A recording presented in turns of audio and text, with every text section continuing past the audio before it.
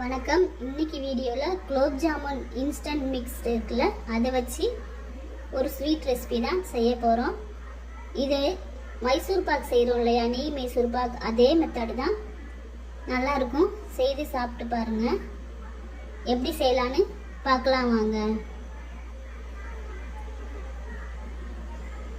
ஒரு கடாயில் 1 கப் அளவுக்கு சீனி சேர்த்துருக்குறேன். இது 400 கிராம் இருக்கும் இந்த சீனியோட அளவு. அதே கப்பால் 1 கப்பு தண்ணி சேர்த்துக்கிறேன்.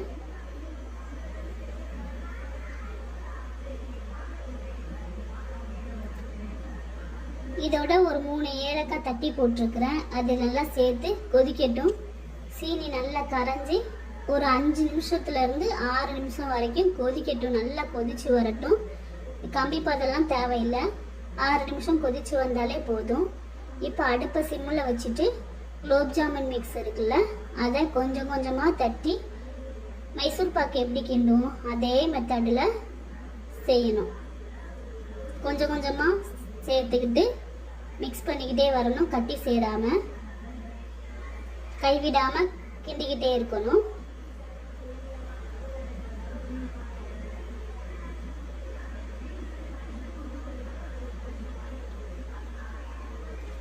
இந்த இடத்துல ஃபுட் கலர் சேர்த்துருக்குறேன்.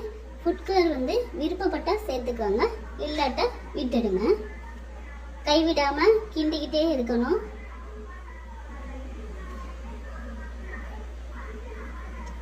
திக்கான பதம் வர்ற வரைக்குமே கைவிடாமல் கிளறிக்கிட்டே இருக்கணும்.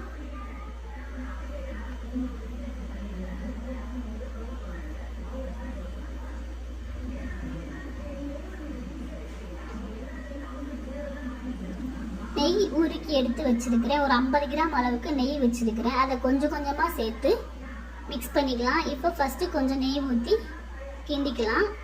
தேவைப்படும் போது மீத நெய்யை சேர்த்துக்கிடலாம். கைவிடாமல் கிண்டிக்கிட்டே இருக்கணும். அடிப்பிடிச்சிடாமல் கிளறிக்கிட்டே இருக்கணும்.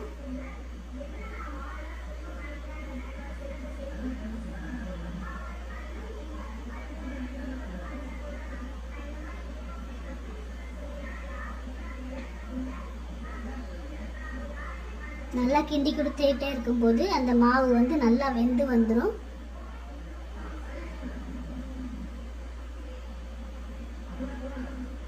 பாருங்க, பதம் பார்க்கையில எவ்வளோ அழகா இருக்குது. இன்னும் கொஞ்சம் திரண்டு வரணும். நல்லா கிண்டிக்கிட்டே இருங்க. அது வரைக்கும் மீதி இருக்கிற நெய்யும் சேர்த்துக்கிடலாம். சேர்த்துட்டு நல்லா கிண்டிக்கிட்டே இருக்கணும். நல்லா உருண்டு திரண்டு வரும். அந்த பதம் வர்ற வரைக்கும் கிளறிக்கிட்டே இருக்கணும். நல்லா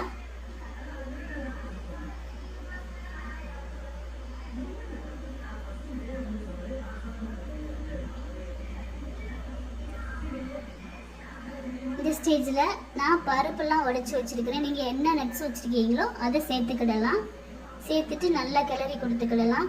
அவ்வளோதாங்க, வெந்துருச்சு. இதை ஒரு ட்ரேயில் சேர்த்துடலாம். இந்த ட்ரேயில் வந்து ஏற்கனவே நெய் அப்ளை பண்ணி வச்சுருக்கிறேன்.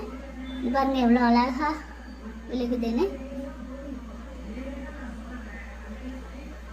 இது கிண்டின உடனே சேர்த்துடணும். மைசூர் பாக் செய்கிறோம்ல, அதே மாதிரி தான். கிண்டின உடனே சேர்த்துட்டு இந்த மாதிரி சமப்படுத்தி விட்டுக்கலாம். நல்லா ஆறுனதுக்கு அப்புறமா எடுத்து சாப்பிட்டுக்கலாம். அவ்வளோதாங்க, ரெடி ஆயிடுச்சு. இதே மாதிரி செய்து சாப்பிட்டு பார்த்து எப்படி இருக்குன்றத சொல்லுங்கள்.